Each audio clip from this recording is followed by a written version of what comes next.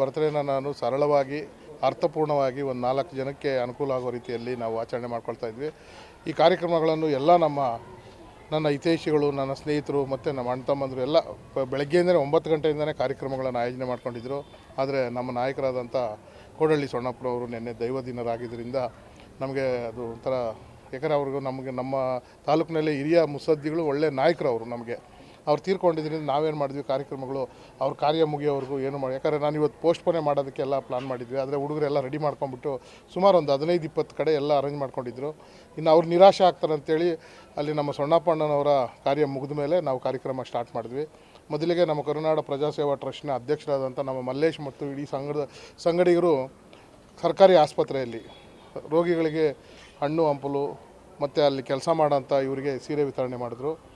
ತದನಂತರ ಅಲ್ಲಿಂದ ನಾವು ಗೌತಮ್ ಕಾಲೋನಿಗೆ ಬಂದು ಅಲ್ಲಿ ಸಂಕಲ್ಪ ಟೀಮ್ ಅಂತ ಯುವಕರು ಬಳಗ, ನಮ್ಮ ಸೋಮಶೇಖರ್ ಮತ್ತು ರವಿಕಿರಣ್ ಎಂಬ ಹುಡುಗರು ಯುವಕರು ಸೇರಿಕೊಂಡು ಇಡೀ ನಮ್ಮ ಕಾಲೋನಿಗೆ ದವಸ ಧಾನ್ಯಗಳನ್ನ ಇವತ್ತು ನಮ್ಮ ಮಾರಿಯಮ್ಮ ದೇವಾಲಯದಲ್ಲಿ ಪೂಜೆ ಕಾರ್ಯಕ್ರಮ ಹಮ್ಮಿಕೊಂಡು ಅಲ್ಲಿ ಮನೆಗೂ ದವಸ ಧಾನ್ಯಗಳನ್ನು ಕೊಟ್ಟರು.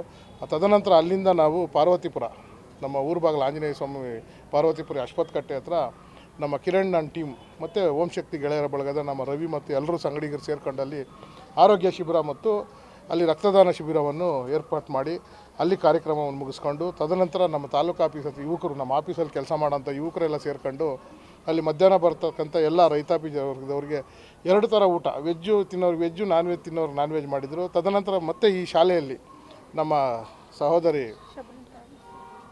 ಸಾವಿತ್ರಿಬಾಯಿ ಫುಲೆ, ಯಾಕಂದರೆ ಈ ದೇಶಕ್ಕೆ ಬರಗಾಲದಲ್ಲಿ ಹೆಣ್ಮಕ್ಳು ಯಾರೂ ವಿದ್ಯಾಭ್ಯಾಸ ಮಾಡದಿದ್ದ ಕಾಲದಲ್ಲಿ ಆ ಮಹಾನ್ ತಾಯಿ ಎಲ್ಲರಿಗೂ ವಿದ್ಯೆ ಕೊಟ್ಟಂಥ ಸಾವಿತ್ರಿಬಾಯಿ ಫುಲೆ ಹೆಸರಿನಲ್ಲಿ ಒಂದು ಸಂಘಟನೆ ನಮ್ಮ ಶಬರಿನ್ ತಾಜ್ ಅವರು ಹುಟ್ಟಾಕಿದ್ದಾರೆ.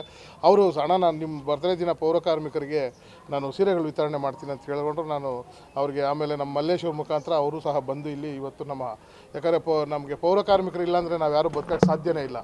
ಯಾಕಂದರೆ ನಮಗೆ ಡಾಕ್ಟ್ರುಗಳು ಎಷ್ಟು ಮುಖ್ಯನೋ ನಮ್ಮ ಪೌರ ಕಾರ್ಮಿಕರು ಅಷ್ಟೇ ಮುಖ್ಯ. ಸ್ವಚ್ಛತೆ ಇಲ್ಲಾಂದರೆ ನಮಗೆ ಎಲ್ರಿಗೂ ಆರೋಗ್ಯಗಳು ಕೆಡ್ತೈತೆ, ಅನಾರೋಗ್ಯಗಳು ಬರ್ತೈತೆ. ಅದರಿಂದ ಅವರು ಸಹ ನಮಗೆ ಪೌರ ಕಾರ್ಮಿಕರಿಗೆ ಸೀರೆಗಳು ಕೊಟ್ಟರು. ಅವ್ರಿಗೂ ನಾನು ಹೃದಯಪೂರ್ವಕ ಅಭಿನಂದನೆಗಳು ಸಲ್ಲಿಸ್ತೇನೆ. ಇದೇ ರೀತಿಯಾಗಿ ಎಲ್ಲ ನಾನು ಹೇಳೋದೇನೆಂದರೆ, ಸುಮಾರು ನಮ್ಮ ಹುಡುಗರು ಹಣ ಇಲ್ಲಣ್ಣ ಆರ್ಕೆಸ್ಟ್ರಾ ಮಾಡಬೇಕು, ನಾವು ಸುಮಾರು ಕಡೆ ಬಿರಿಯಾನಿಗಳು ಮಾಡಾಕವ್ರೆ. ನಾನು ಹೇಳಿದೆ ಏನು ಬೇಕಾದ್ರೂ ಮಾಡಿರಿ, ಆರ್ಕೆಸ್ಟ್ರಾಗಳು, ಈ ಡ್ಯಾನ್ಸ್ಗಳು, ಕುಣಿತಗಳೆಲ್ಲ ಅವೆಲ್ಲ ದುಂದು ವೆಚ್ಚ. ಆಮೇಲೆ ಅದು ಒಂಥರ ಒಳ್ಳೆಯ ವ್ಯಕ್ತಿಗಳು ಮಾಡ್ಕೊಳ್ಳೋಂಥ ಕೆಲಸ ಅಲ್ಲ ಅಂತ ಹೇಳಿದ ಮೇಲೆ ಇದೇ ರೀತಿಯಾಗಿ ಈಗ ನಾವು ಇದಾದ ನಂತರ ಈಗ ಮಿಷನ್ ಹಾಸ್ಪಿಟ್ಲಲ್ಲಿ ನಮ್ಮ ಅರುಣ್ ನನ್ನ ಟೀಮ್ ಅವರು ಅಲ್ಲಿ ಮಿಷನ್ ಹಾಸ್ಪಿಟ್ಲ್ ಇರ್ತಕ್ಕಂಥ ಅಲ್ಲಿ ಆಶ್ರಮ ಇದೆ, ಆಶ್ರಮದ ಎಲ್ಲ ಇವರಿಗೆ ಕಂಬಳಿಗಳ ವಿತರಣೆ ಕಾರ್ಯಕ್ರಮ ಇದೆ. ಇದಾದ ನಂತರ ನಮ್ಮ ನಟರಾಜ್ ಅವರು ನಮಗೆ ತೋರಿಸ್ಕೊಟ್ಟಂಥ ದಾರಿ ಅಭಯ ಆಶ್ರಮಕ್ಕೆ ಅವ್ರಿಗೆ ಬೇಕಾದಂಥ ದವಸ ಧಾನ್ಯಗಳು, ಅವ್ರಿಗೆ ಏನು ಅವಶ್ಯಕತೆ ನಾವು ಏನೋ ಕೊಟ್ಬಿಡೋದಲ್ಲ. ಅವ್ರ ಹತ್ರ ನಾವು ಪ್ರತಿ ವರ್ಷಕ್ಕೆ 5 ಬಾರಿ ಅಲ್ಲಿ ಆಶ್ರಮಕ್ಕೆ ನಾವು ನಮ್ಮ ತ್ಯಾಗಣ್ಣವ್ರದ್ದು ಪುಣ್ಯಸ್ಮರಣೆ ಆಗ್ಬೋದು, ನಮ್ಮ ಸ್ನೇಹಿತರ ಬರ್ತ್ಡೇಗಳಾಗ್ಬೋದು, ವರ್ಷಕ್ಕೆ 5 ಸಲ ನಾವು ಅಲ್ಲಿ ಅವ್ರಿಗೆ ಅವಶ್ಯಕತೆ ಇರತಕ್ಕಂಥ ಐಟಮ್ಗಳು ಕೊಡಿಸ್ತೀವಿ. ಅವ್ರು ಪಟ್ಟಿ ಕಳಿಸ್ತಾರೆ ನಮಗೆ, ಇಂತಿಂಥದ್ದೇ ಬೇಕು ಅಂತ, ಗೋಧಿ, ಅಕ್ಕಿ, ರಾಗಿ ಮತ್ತು ಟೂತ್ಪೇಸ್ಟ್ಗಳು ಅವ್ರಿಗೆ ಅವಶ್ಯಕತೆ ಇರುವಂಥ. ಈಗ ಮಿಷನ್ ಹಾಸ್ಪಿಟ್ಲಲ್ಲಿ ಮುಗಿಸ್ಕೊಂಡು ಅಲ್ಲಿ ಹೋಗ್ತಾಯಿದ್ವಿ. ಅದಕ್ಕೆ ನಾನು ಹೇಳೋದೇನೆಂದರೆ, ಪ್ರತಿಯೊಬ್ಬ ಯುವಕರಿಗೂ ನಾವು ಪ್ರತಿಯೊಬ್ಬರಿಗೂ ಆದರ್ಶ ಆಗಬೇಕು. ಸುಮ್ಮನೆ ದುಡ್ಡು ವೆಚ್ಚಗಳು ಖರ್ಚು ಮಾಡ್ಕೊಂಡು ಅಲ್ಲಿ ಇಲ್ಲಿ ಪಾರ್ಟಿಗಳು ಮಾಡ್ಕೊಂಡ್ರೆ ಅದು ಅರ್ಥಪೂರ್ಣ ಅಲ್ಲ. ಆಮೇಲೆ ಬಾಬಾ ಸಾಹೇಬ್ ಅಂಬೇಡ್ಕರ್ ಒಂದು ಮಾತು ಹೇಳಿದ್ದಾರೆ, ನಾವು ಯಾರು ಹೊಟ್ಟೆಯಲ್ಲಿ ಹುಟ್ತೀವೋ, ಯಾವ ಜಾತಿಯಲ್ಲಿ ಹುಟ್ತೀವೋ ಯಾರಿಗೂ ಗೊತ್ತಿರೋದಿಲ್ಲ. ಅಂದರೆ ನಮ್ಮ ಸಾವು ಚರಿತ್ರೆಯಲ್ಲಿ ಇರಬೇಕಂತೆ, ಪ್ರತಿಯೊಬ್ಬರು ಅದನ್ನು ಪಾಲನೆ ಮಾಡಬೇಕಂತೇಳಿ ಈ ಕಾರ್ಯಕ್ರಮವನ್ನು ಆಯೋಜನೆ ಮಾಡಿದಂಥ ನಮ್ಮ ಮಲ್ಲೇಶ್ ಮತ್ತು ಶಬರಿನ್ ತಾಜ್ ಅವರಿಗೆ ನಾನು ಹೃದಯಪೂರ್ವಕ ಅಭಿನಂದನೆಗಳು ಸಲ್ಲಿಸ್ತೇನೆ. ಅಣ್ಣನವರಿಗೆ ಹುಟ್ಟುಹಬ್ಬದ ಶುಭಾಶಯಗಳು. ಸೊ ಅಣ್ಣ ಹೇಳಿದ್ರು ಬೇಡ, ನೆನ್ನೆ ಸ್ವಲ್ಪ ನಡೆದ ಘಟನೆ ನಿನಗೂ ಗೊತ್ತಿದೆ, ಇದೆಲ್ಲ ಆಚರಣೆ ಮಾಡ್ಕೊಳ್ಳೋದು ಬೇಡ ಅಂತ ಅಂದ್ಬಿಟ್ಟು ನೆನ್ನೆ ರಾತ್ರಿ 12 ಗಂಟೆ ತನಕನೂ ರಾತ್ರಿ ಅಣ್ಣನ ಮನೆಯಲ್ಲೇ ಇದ್ವಿ. ನಾವು ಬೇಡ ಅಂತ ಅಂದ್ಕೊಂಡು ಇದು ಮಾಡಿದ್ರು. ಆದ್ರೂ ಅಣ್ಣ ನಾವೆಲ್ಲನೂ ಅರೇಂಜ್ ಮಾಡ್ಕೊಂಡು ಬಿಟ್ಟಿದ್ದೀವಿ. ಆದರೆ ಪ್ರತಿ ವರ್ಷ ಆಡಂಬರ ಬೇಡ ಅಣ್ಣ, ಅಟ್ಲೀಸ್ಟ್ ಚಿಕ್ಕದಾಗಾದ್ರೂ ಮಾಡೋದಕ್ಕೆ ನಮಗೆ ಅವಕಾಶ ಮಾಡಿಕೊಡಿ ಅಂತ ಅಂದ್ಕೊಂಡು ಅಣ್ಣನ ಹತ್ರ ರಿಕ್ವೆಸ್ಟ್ ಮಾಡಿಕೊಂಡು ಮತ್ತೆ ಅವ್ರ ಹತ್ರ ನಾವು ನಮ್ಮ ಟೀಮರೆಲ್ಲ ಸೇರ್ಕೊಂಡು ರಿಕ್ವೆಸ್ಟ್ ಮಾಡ್ಕೊಂಡು ಆದಮೇಲೆ ನಂತರ ಅಣ್ಣ ಆಯಿತು, ಯಾವತ್ತೂ ಚಿಕ್ಕದಾಗಿರಲಿ ಅಂತ ಅಂದ್ಕೊಂಡು ಆಚರಣೆ ಮಾಡಿದ್ರು. ತುಂಬ ಧನ್ಯವಾದ ಅಣ್ಣ. ಮತ್ತು ದೇವರು ಆದಷ್ಟು ಬೇಗ ನಿಮಗೆ ಒಳ್ಳೆ ಇನ್ನೂ ಮೇಲೆ ಎತ್ತರಕ್ಕೆ ತಗೊಂಡೋಗ್ಲಿ ಅಂತ ಅಂದ್ಬಿಟ್ಟು ಅಣ್ಣ ನಮ್ಮ ಟೀಮ್ ಎಲ್ಲ ಸೇರಿ ಮತ್ತೆ ನಾವು ಹಾರೈಸ್ತೀವಿ ಅಣ್ಣ. ಒಳ್ಳೆಯದಾಗಲಿ ಅಣ್ಣ. ಆತ್ಮೀಯರು, ಹಿರಿಯ ಅಣ್ಣನಾದ ಹೊಸಕೋಟೆ ಸುಬ್ಬಣ್ಣವರು ಇವತ್ತು ಹುಟ್ಟುಹಬ್ಬವನ್ನು ಆಚರಿಸ್ಕೊಳ್ತಾ ಇದ್ದಾರೆ. ಅರ್ಥಪೂರ್ಣವಾಗಿ ದಾನ ಧರ್ಮದ ಮೂಲಕ ಅನಾಥರಿಗೆ, ಹಿಂದುಳಿದವರಿಗೆ, ದಿಕ್ಕಿಲ್ದವರಿಗೆ ದಿಕ್ಕಾಗುವಂಥ ಕೆಲಸನ ಮಾಡ್ತಾಯಿದ್ದಾರೆ. ಅವರಿಗೆ ದೇವರು ಇನ್ನೂ ಹೆಚ್ಚಿನ ಶಕ್ತಿ ಕೊಟ್ಟು ದಾನ ಧರ್ಮ ಮಾಡೋಕ್ಕೆ ಅವಕಾಶ ಕೊಟ್ಟು ಇನ್ನೂ 100 ಬರ್ತ್ಡೇಗಳನ್ನು ಮಾಡ್ಕೊಳ್ಳೋಕೆ ಅವಕಾಶ ಕೊಡಬೇಕು. ದೇವರು ಆಶೀರ್ವಾದ ಮಾಡಬೇಕು. ಅವರು ಬಯಸಿರೋ ಎಲ್ಲ ಅಧಿಕಾರ ಐಶ್ವರ್ಯ ಆರೋಗ್ಯ ಎಲ್ಲ ಕೊಟ್ಟು ಕಾಪಾಡಲಿ ಅಂತ ನಾನು ಅವರನ್ನು ಶುಭಾಶಯಗಳ ಮೂಲಕ ತಿಳಿಸ್ತೀನಿ ಸರ್. ಹುಟ್ಟುಹಬ್ಬಕ್ಕೆ ದಿನಸಿ ಮತ್ತು ಅಗತ್ಯ ಸಾಮಾನುಗಳನ್ನು ಒದಗಿಸ್ಕೊಡ್ತಾ ಇದ್ದಾರೆ ಸರ್.